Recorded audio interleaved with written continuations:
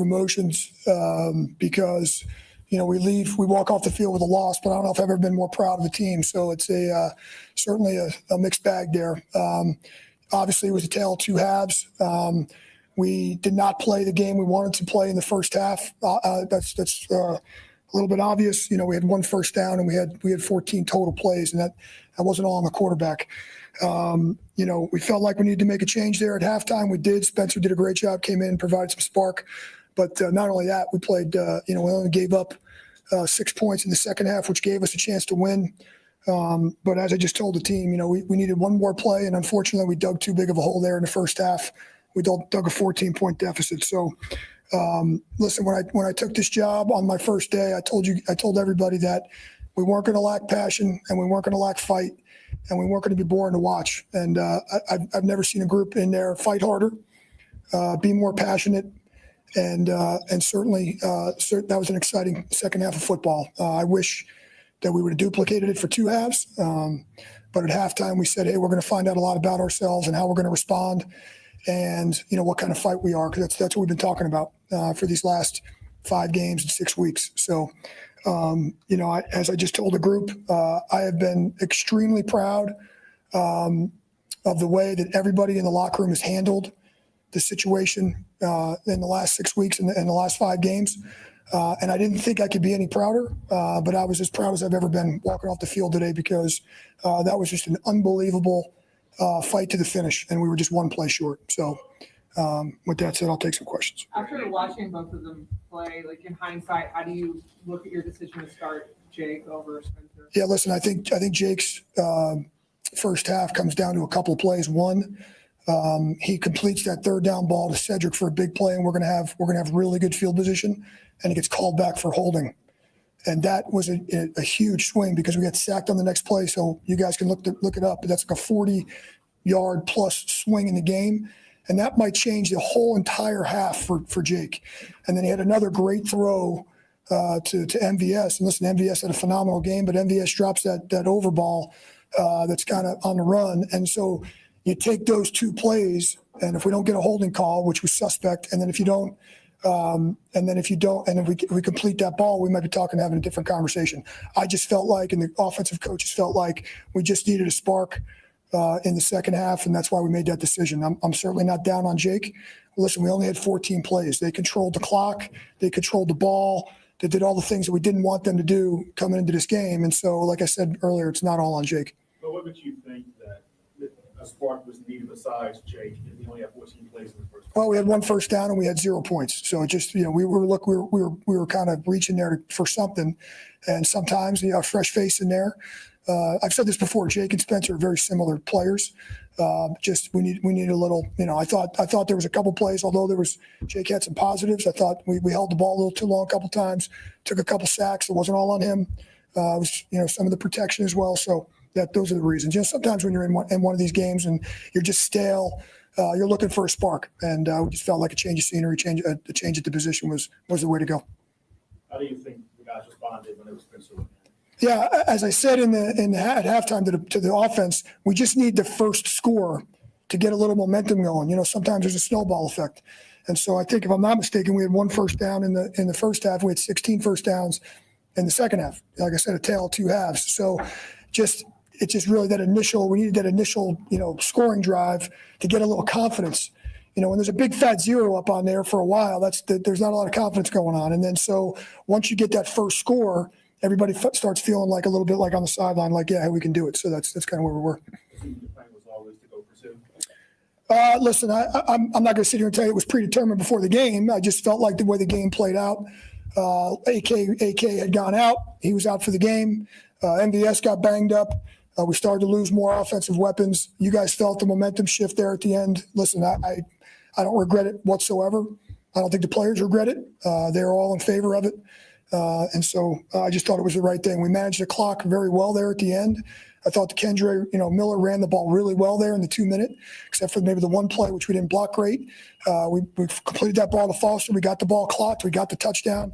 We left no time on the clock for Washington and Jaden Daniels. That was the plan. And I just felt, we talked during the drive if we liked our 2-point plays and all that. So when we scored, there was no doubt in my mind we were going to go for 2 and go for the win. What do you learn about about Spencer in a situation like that? Well, it's the same thing that Spencer's been, and part of the reason we drafted him is, Spencer's not the tallest, not the strongest arm, not the most athletic guy, but he is a outstanding. He's a gamer. He's a classic gamer. That's what you put his college film on. That's what he was. He was a gamer, and he just has that natural, leadership ability. He's got some playmaking ability. I know in the 3 games he started, there were some bumps in the road there. He's a rookie, like any rookie, and so I think he learned from that experience. And so it tells me a lot about his character. It tells me a lot about his heart. The guy didn't flinch. He was excited at halftime to go in the game. He took on a leadership position. He never felt like one time in there that he didn't belong. And so all those things, I'm very, very proud of Spencer. Just told him the same thing.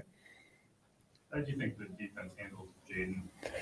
Yeah, I mean, listen, when I signed up for 20 points before the game, yes. If you told me coming in they were going to have 20, I'm going to tell you we're going to win. And so he made some plays. That's what he does. That's why he won the Heisman Trophy. That's why he was drafted where he was drafted. And that's why he's having the season he's having. He's a phenomenal player. And we knew we had to kind of contain him a little bit. But he made some huge plays, two particular huge scrambles. He had the 4th down run for them where he jumped over the top, took a couple more minutes off the clock. He had some great throws. I mean, that's what he's doing. But, I'd be lying to you if I told you before the game, if you told me, hey, defensively, we're going to give up 20 and then we're going to give up 6 points in the second half, would have signed up for that before. So I think overall, a solid performance by the defense. And, but Jaden Daniels, he's going to make those plays. You got to hope to contain some of them. And he made a few on us in crucial moments. Yeah, I imagine it's even harder for Spencer Rattler to come in a game like that without having appeared in a game since week 8 or taken any first-team reps. What do you think it is that allowed him to get so comfortable so quickly? His preparation. I think that, he came into this game knowing that, we did give him some reps during the week. He had the whole menu of plays. And a lot of times, once we decided that Jake was the starter, Spencer prepared himself like he was going to be. You never ever see, never a bad attitude, never never sulking, anything like that. This guy's a pro at a very young age. He's been through a lot. Obviously, transferred around in college, and he's been in a lot of systems. And it's a credit to him.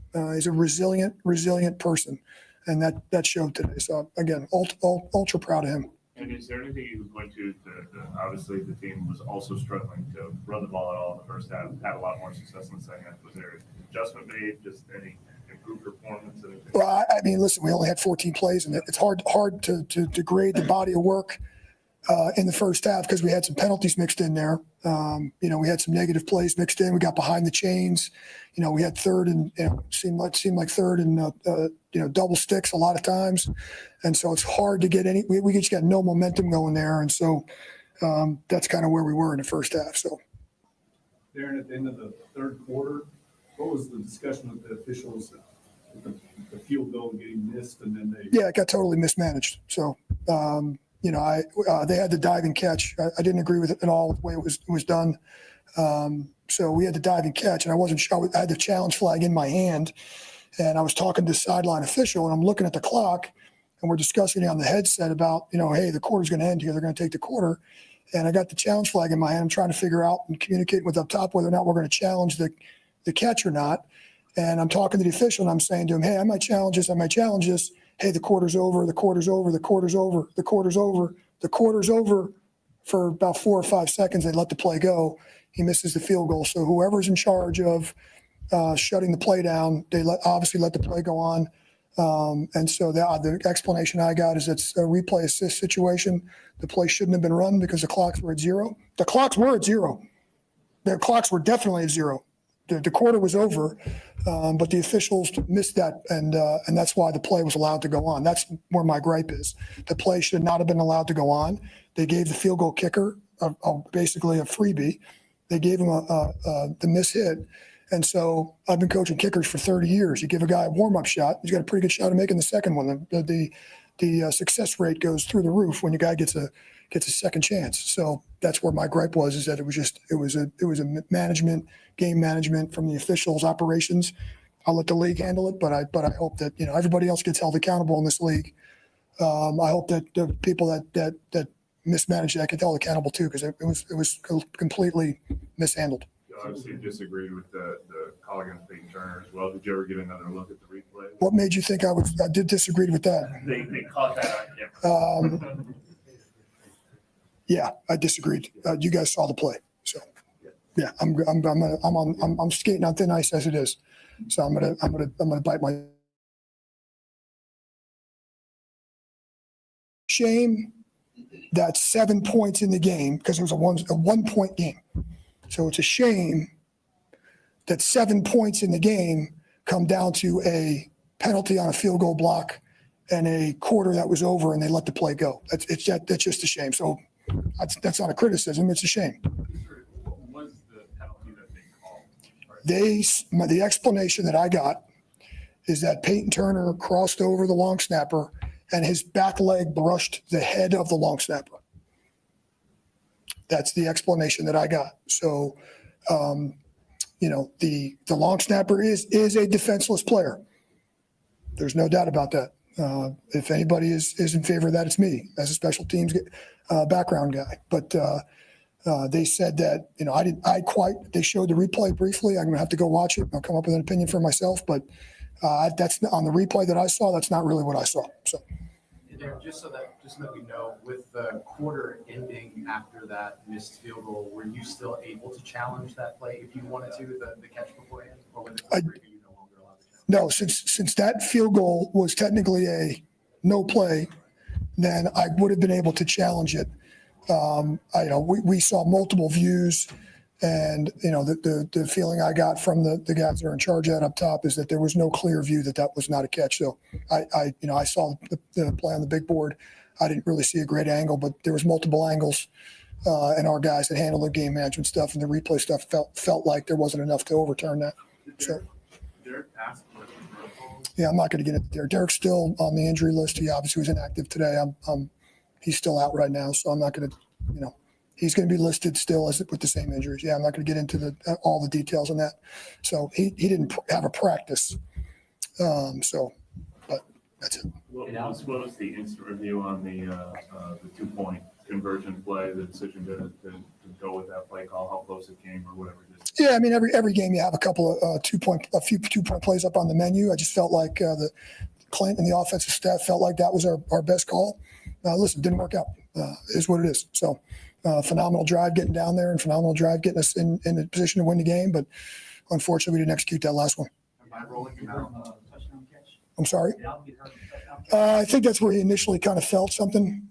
That's what it sounds like from our medical staff. I'll get more information. He's going to get some imaging done and stuff, so I'll have more on that later. On that 2-point attempt, by rolling Spencer out, is that kind of trying to play to his strengths in a situation like that? I think it was more. Matt was more the play call that we liked. Spencer can obviously does a great job with the drop back stuff too. But in that specific situation, we felt like we knew the defense we were going to get. Felt like that was our best play call. I'm not sure if we got a Kool-Aid and chemistry updates. It happened late in the game. Yeah, all I know is if we had gone back on defense, I was told that he would have went back in the game. I don't know all the details of it either, but I was told during the game on the sideline that he. I was just told. I was told he was going to go back in the game. It was a stinger, Riz. Thank you, stinger. Darren, how much was the decision at the end to go for it based on just feel and momentum, and how much was based on you all were going to do that maybe before the game? Yeah, Jeff, I really think two major factors. One, the momentum. We had gained all the momentum back. I felt like if we kick the extra point and we go to overtime. Now, who knows who gets the ball? Jaden Daniels is a phenomenal player. Kool-Aid had gotten banged up. AK had gotten banged up. MVS had gotten banged up. And I'm just kind of looking and saying, this is our chance to win the game. And so it was probably, number one, a momentum thing. And then probably number two, more of a personnel where we were in the game. And if you told me at halftime that, hey, the last play of the game, you're going to be throwing the ball to win the game, and so, with the way the first half went, so I just felt like at that point, listen, I know there's the old adage about, go kick the extra point at home and go for 2 on the road and all that. We would have went for 2 in the Rams game too, just the way the game's played out. Now, if we had been scoring and the score was 45-45, it might have been or 45-44, we kicked the extra point, maybe a different scenario.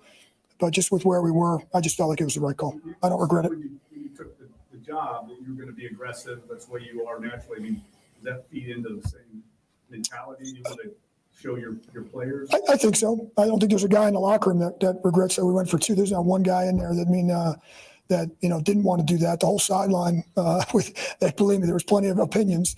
I got to make the final decision, but at the same time, I don't think there's zero. I have zero regret. I don't think the players do either.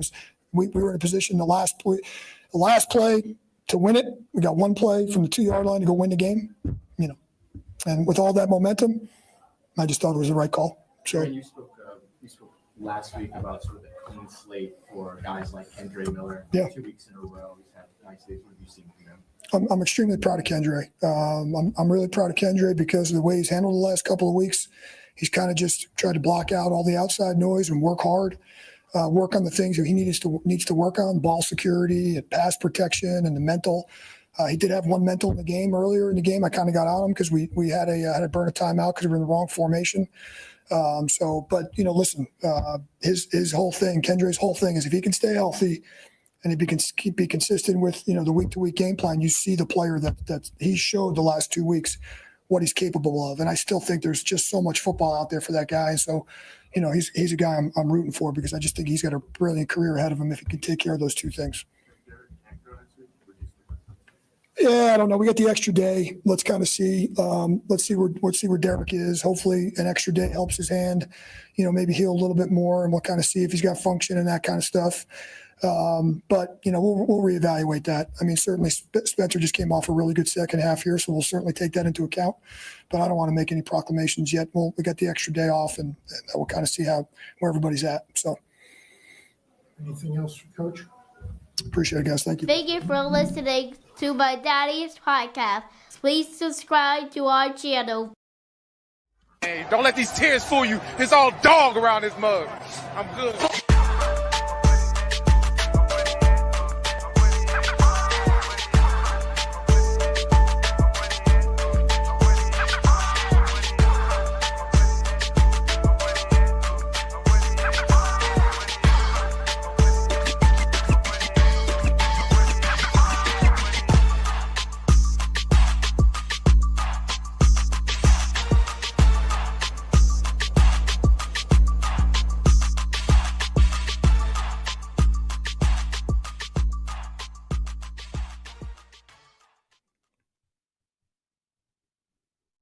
Hey, what's going on, Who Dat Nation? It is yours truly, Timothy J. Jones, and yes, I am the host of the State of the Saints podcast, and thank you so much for checking out the State of the Saints podcast, where we talk New Orleans Saints. The New Orleans Saints fall to the Washington Commanders in a thriller.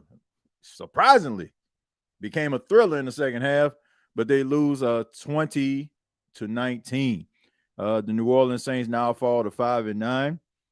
This pretty much ends all hopes of them making a postseason or doing anything of any significance for the 2024 season. And Who Dat Nation, watching this game today, I think that we all can kind of just sit back and kind of analyze things. And a lot of stuff kind of came to fruition here.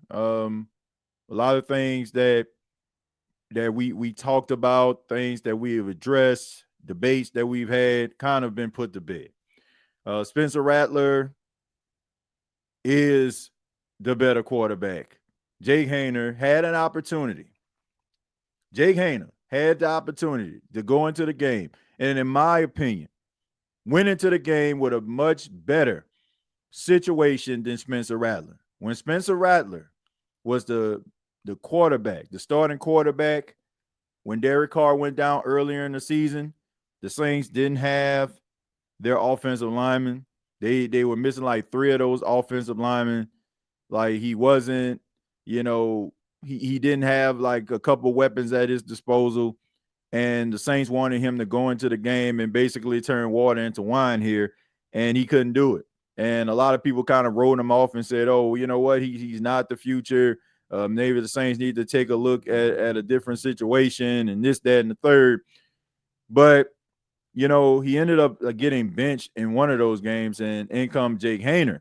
And a lot of people just kind of wrote that off, was like, well, the Saints kind of washed their hands. And I even heard like some of the well-respected like Saints, content creators, writers, etc., basically kind of wrote it off like, oh, it's a demotion to Spencer Rattler. And I wholeheartedly disagree with what they were talking about. Like, I wholeheartedly disagree.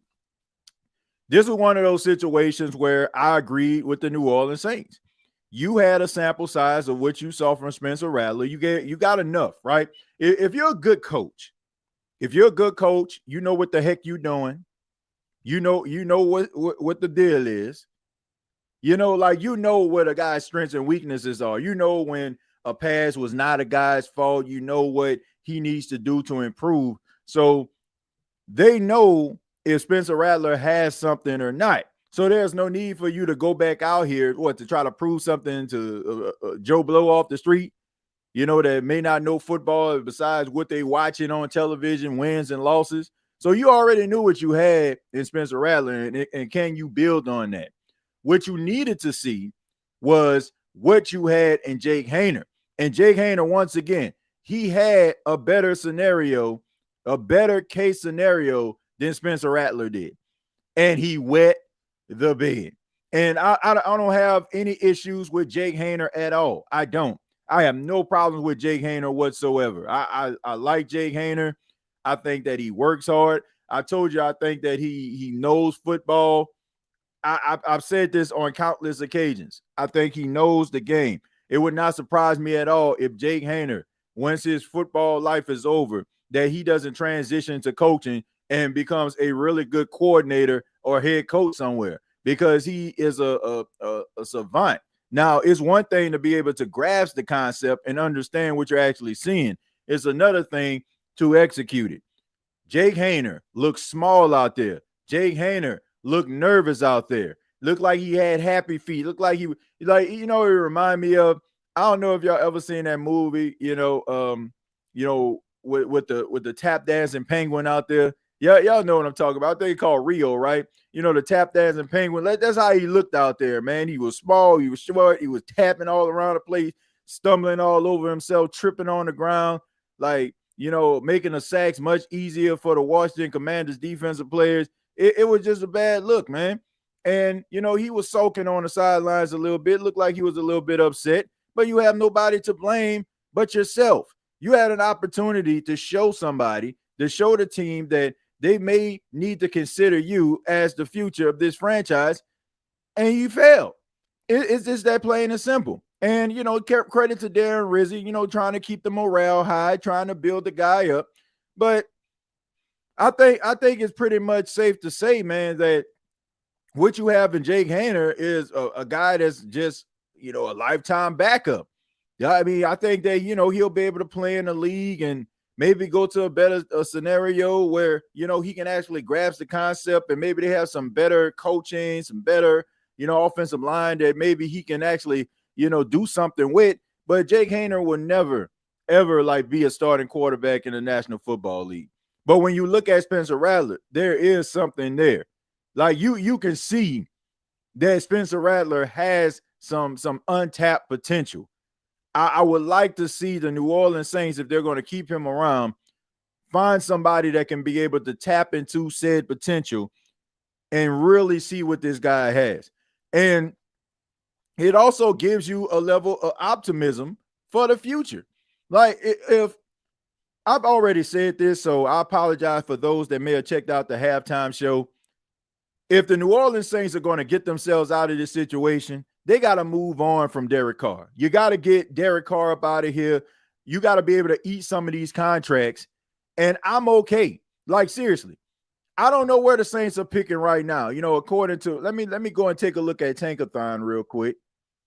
Let me go ahead and take a look at where the Saints are picking. Of course, this isn't set in stone just yet. You got some games that aren't officially done just yet. But as of right now, the Saints are picking 10th in the draft. Like, they're 10th. So you're not going to get a quarterback or anything like that.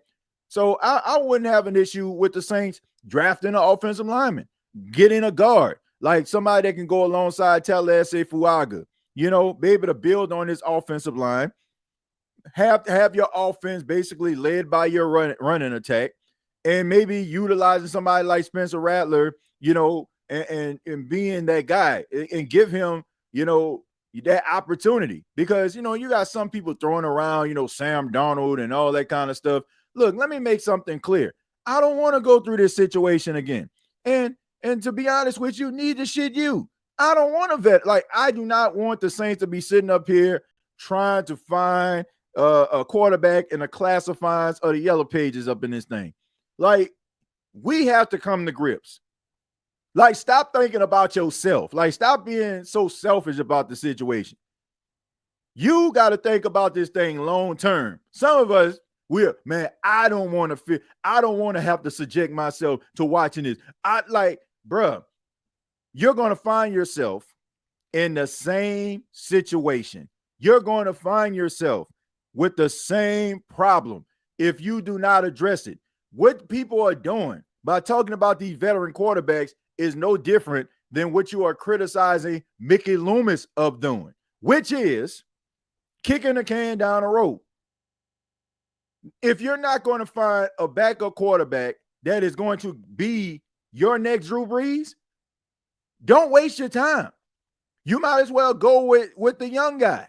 The young guy that is on a rookie deal that you can actually do some things with and maybe bring some things in, fix the offensive line, maybe, you know, get yourself a pass rush in the draft, make your defense formidable, and roll like that, and let the chips fall where they may. And hell, the Saints may not make the playoffs next season. They may look bad, but guess what? That's closer to getting themselves to being a contender. The biggest issue with the New Orleans Saints is this false sense of reality that they have that they're close. And the fact that they are trying to convince themselves that they're close, they are constantly pushing themselves further and further away from the end result. You need to move yourself away from Derek Carr, get him up out of here, and roll with the young guys. I like what I saw today from Rattler. I feel like you can build on that. If Spencer Rattler would have came in and looked, and listen to me, if he would have came in and looked the same exact way he did when he was playing, behind three backup offensive linemen, then I would have been like, hey, I don't know, bro. I like Rattler, but you see, they had three of their starting offensive line back, ones that didn't play when Spencer Rattler was out there the first time, and he looked better. So you know what that tells me? That tells me that you can actually work with this guy. That tells me that there's some growth there. Jake Haener did themselves absolutely no favors. If Jake Haener would have facilitated a game, a drive, right? But you only had 2 first downs in the first half. This guy was 4 of 9 or something like that. Like, I can't remember his stat line. What was it? He was 4 of 10 for 49 yards. Got sacked 3 times. 2 of the sacks, he basically got him on his own self sack because he was too far back. Like, they created a pocket for him. He going 8-9 yards back behind the pocket. I'm like, what are you doing? It's stuff like that. Getting too jittery, happy feet. It's like he gets too antsy or something like that. You ever had that dude that nobody ever picked on the part when you playing basketball? There's that one guy that nobody ever picks. And then finally they say, oh, man, come on, bro. And then all of a sudden he run out there all excited and stuff like that. And I'm like, I'm going to show him what I'm going to do because this is the last time I'm going to be on the bench. This is the last time I'm going to be on the bench, bro. And then all of a sudden, the next thing you know, it's like, oh, man, he's just throwing the ball all up in the air, all on top of the rim. Like, man, what are you doing, man? Calm down. Settle down, brother. That's kind of what Jake Haener is. Jake Haener around this thing, like, he gets too excited, too gassed up. Like, dude, slow your roll, bro. Like, it's like he automatically, like, just comes into a game not to, like, win a game, but it's like to show everybody that he has what it takes. And I just think that he gets himself a bit too hyped up, man. He be too charged up. And then to me, too much sulking on the sidelines, in my opinion, man. Like, sometimes you got to be able to kind of swallow your pride. Like looking all sad, like you just lost your dog on the sidelines, man. I ain't like that type of energy from Jake, man. I didn't like that type of energy from Jake. I like him a lot. I think he's a smart football player. I really do, man. And it wouldn't surprise me, like I said, if like 5-7 years, like we talk about Jake Haener being one of the best, coaches for a skill position in football or something. Like that's the type of respect I have for this guy. But at the end of the day, you have nobody to blame but yourself. It's not like, oh man, they just yanked me, you know what I'm saying? And I was out here balling. No, bruh. No. You were not balling at all. You know what I'm saying? Like you weren't doing nothing but wasting everybody's time, wasting precious energy and space. That's what you were doing. That's what you was on everything. It was terrible. This show is brought to you by BetUS. Sign up today. Get up to 150% on your first deposit, up to 125% on your second and third deposit, up to $2,000. If you had the Saints covering, then they did it. So make sure that you use the promo code YouTube150. And thank you to the fine folks at BetUS. Coming up in January, the first week of January, I want to say it will be, let me make sure I get this date right. It will be on January the 8th. On January the 8th, we will be doing a weekly New Orleans Saints podcast on Bleacher Report. Okay, so January 8th, we will be doing a weekly New Orleans Saints podcast all season. Every single Wednesday at 7 p.m. Eastern, we will be doing a New Orleans Saints podcast. It will be Saints Talk with Timothy J. Jones on Bleacher Report. So you guys will be able to check it out each and every week leading up to the NFL season. We will be giving you that information. I'm extremely proud of that.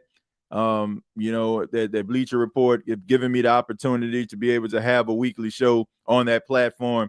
And I'm looking for you all to help to build up that platform, just like you built up the State of the Saints podcast. So should be exciting.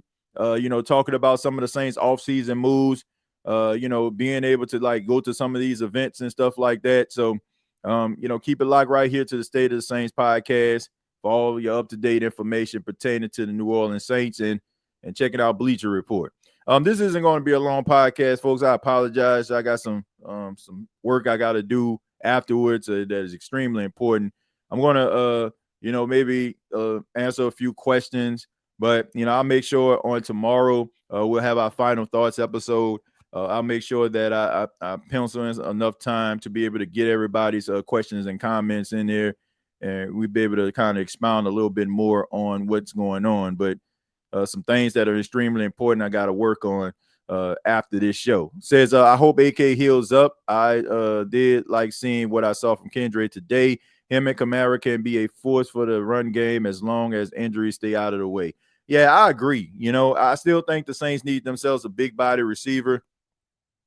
I like what I saw from him. I like what I saw from Marquez Valdes-Scantling. Like Valdes-Scantling to me has really been thrust into this number one role, and he looks the part. Like he looks like a number one receiver out there. Like, some people like worrying about what was going to happen and Chris Olave going down, et cetera, but I was extremely impressed, and I was extremely proud at what I saw from Marquez Valdes-Scantling. I think that the Saints definitely need to consider rehiring him, re-signing him, because he definitely stepped up and he became what the Saints needed him to be. That's extremely important right there. So yeah, that's pretty great. I'm gonna take a few more, then I'm gonna go ahead and I'm gonna roll out. Like I said, I apologize, ladies and gentlemen. I can't really expound on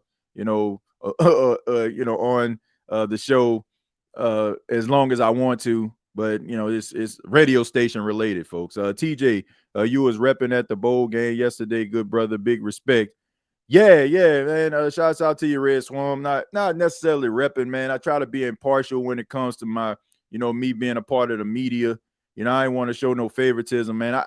I honestly, I was so, I was trying to be so impartial. I didn't wear anything that resembled like any school color. You know what I'm saying? I didn't want to like be up in there with some navy blue and some white on or something like that. I'm like, I'm here for on some business, but don't get me wrong.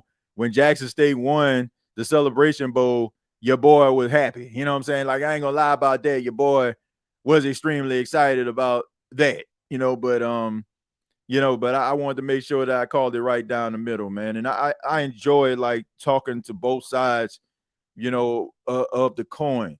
And it also just kind of made me feel like they need more swag representation. I wanted to start like this State of Swag podcast thing, but I just had so many other things going on.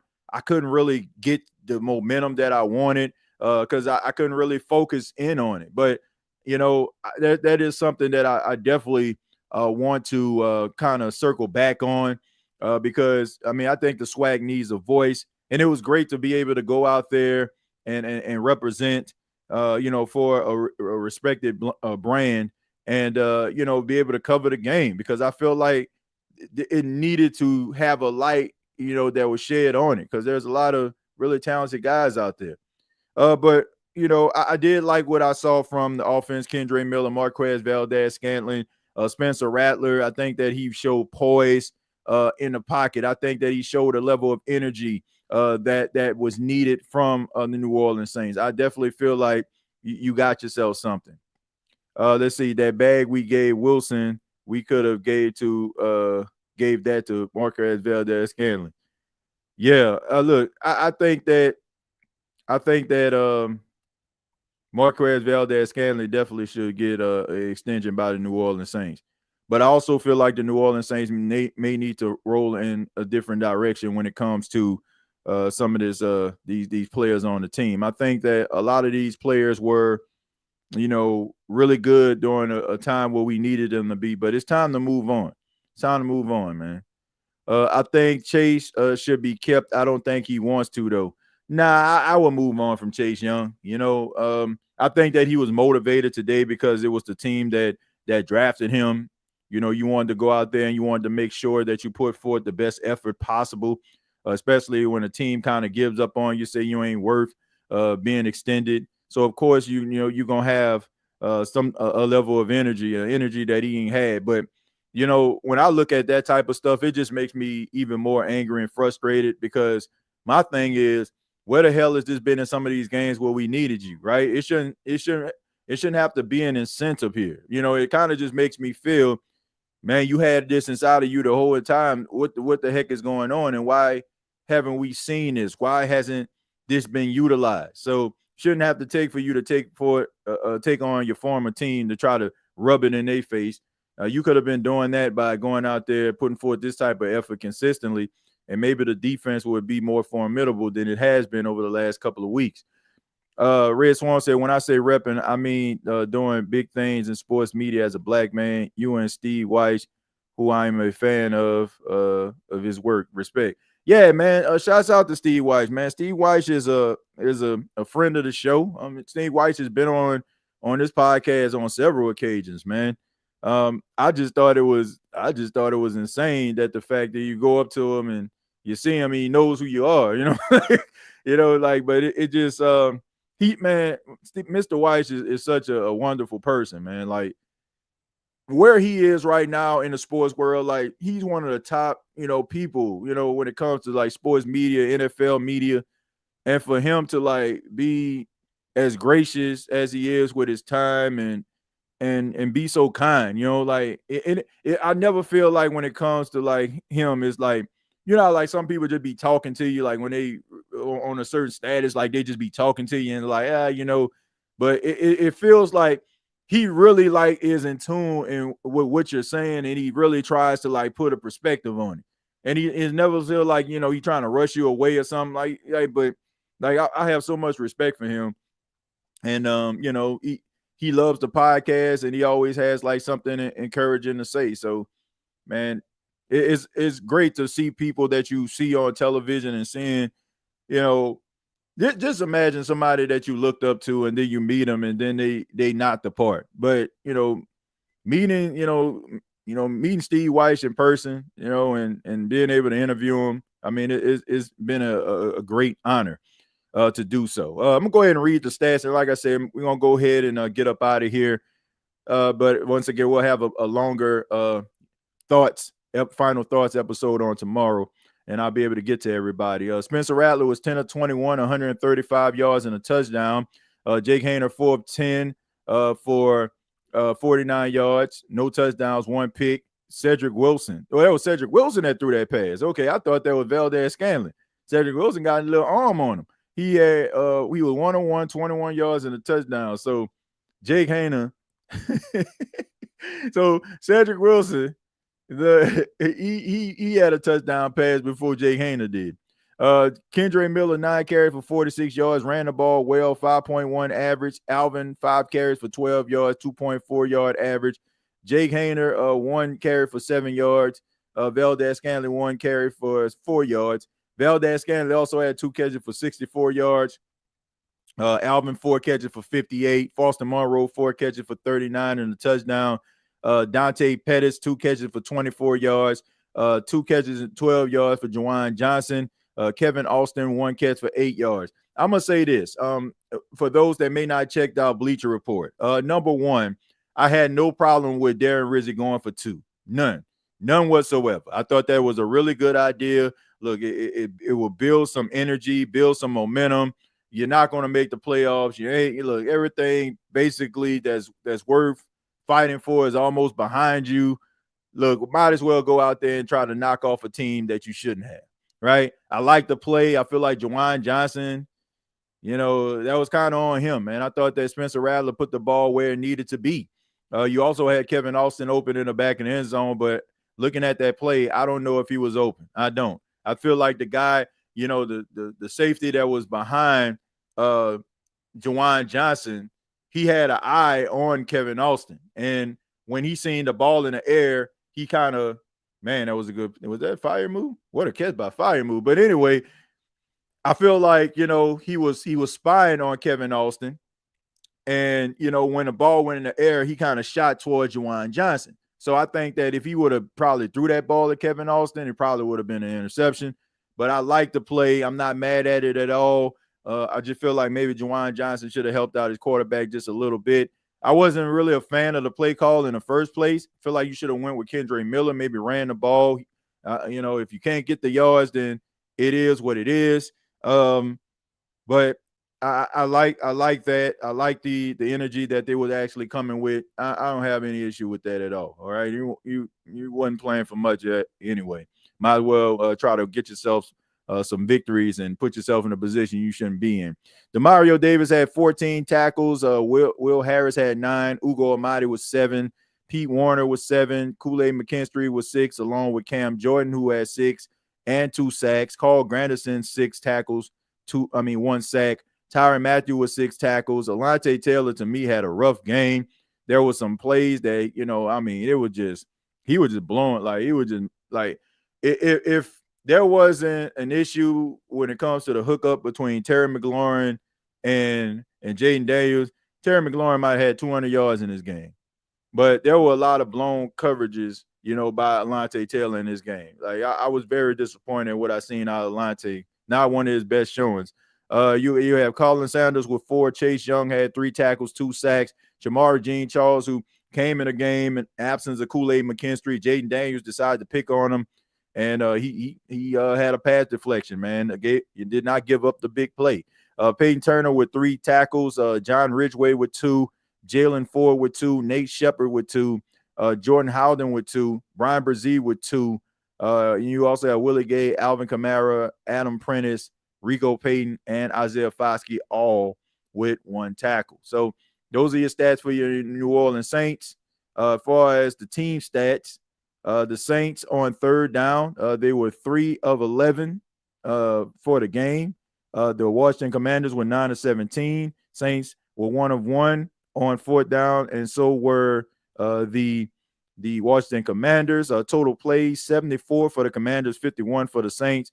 Total yards 326 for the Commanders, 245 for the Saints. Total drives were even at 9. Yards per play 4.4 for the Commanders, 4.8 for the Saints. Passing yards 189 for the Commanders, 176 for the Saints.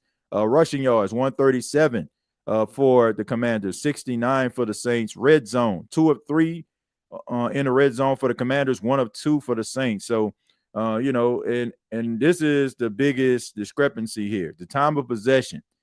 The Washington Commanders held the ball for 40 minutes and 50 seconds to the Saints 19 minutes and 10 seconds. So they definitely controlled the time of possession. They were able to kind of have those long drives to keep away with the Saints, kept converting third downs.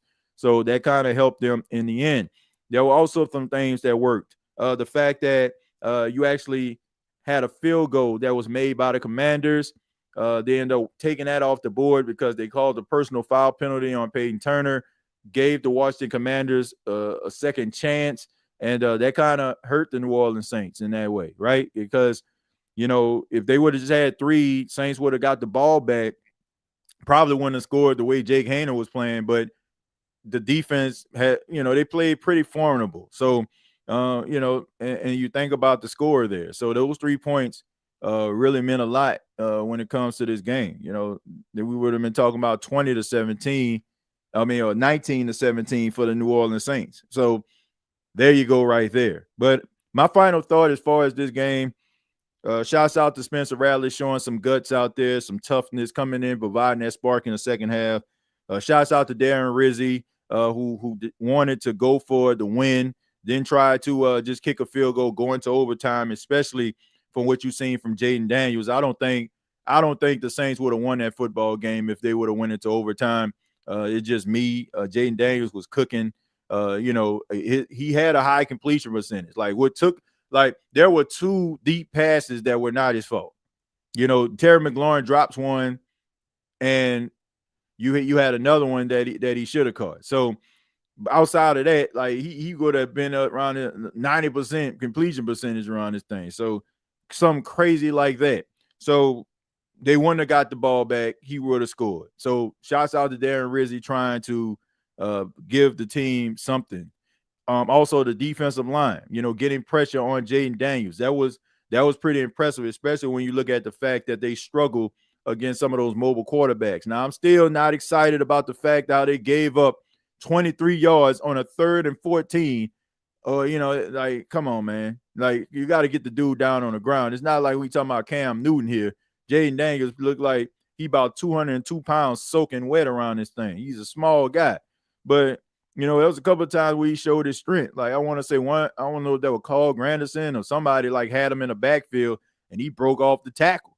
So, he got a little strength to him, man. So he deceptively, there we go, deceptively strong. But yeah, he showed some strength, man. He definitely showed some strength, but they wouldn't have won that game. They wouldn't have won the game. But I was proud of the effort towards the end. Some things that you can actually build on, some things that you can actually see. But I still feel like, in the grand scheme of things, as much as I like what I saw from Spencer Rattler, I think that the New Orleans Saints kind of care too much about the feelings and a viewpoint of Derek Carr and how things are perceived. They kind of set themselves back. And I said this at the halftime show today. I said it on the halftime show that I just feel like if the Saints had a veteran quarterback, a guy who's kind of been here for a minute, been there, done that, I think that more than likely you probably would have won a couple of them games there when Derek Carr was out. But I think the Saints didn't want a quarterback controversy. I think that they wanted to go with some of those younger guys. I seen one comment that was sent to me saying that it wasn't deep. It was, a team trying to get back under the cap. So they wanted to get back under the cap. So they decided to go with the younger guys. Man, miss me with that. If the Saints care about the cap, they wouldn't be trying to extend Alvin Kamara. They wouldn't been trying to do some of the things that they were doing. This was one of those situations And there's not a argument that can be presented to me that would tell me otherwise. If you want to if you're trying to win a football game, you are not going into the season with your quarterbacks being Derek Carr, Nate Peterman, and Jake Haener. And they probably wouldn't have had Spencer Rattler. You know, he just so happened to be there in the 5th round. Like, oh, man, Rattler might as well take a flyer on him. So you would have had Nate Peterman, Jake Haener backing up Derek Carr. Like, come on, man. Come on. Like, you could have got something better than that. You could have got something better than that, but you decided not to.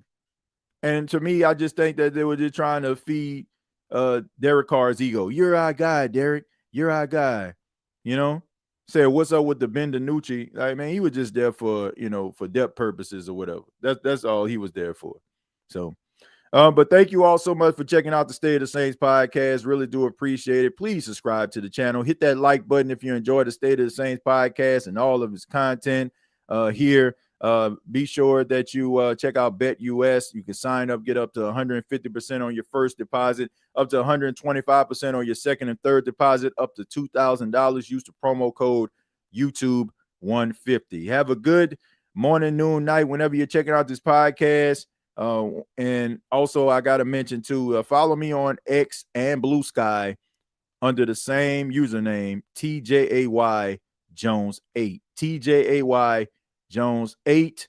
And I'm also on TikTok. You can follow me at TJAY the host. TJAY THEHOST. Who that? Thank you for listening to my daddy's podcast. Please subscribe to our channel. Hey, don't let these tears fool you. It's all dog around this mug. I'm good.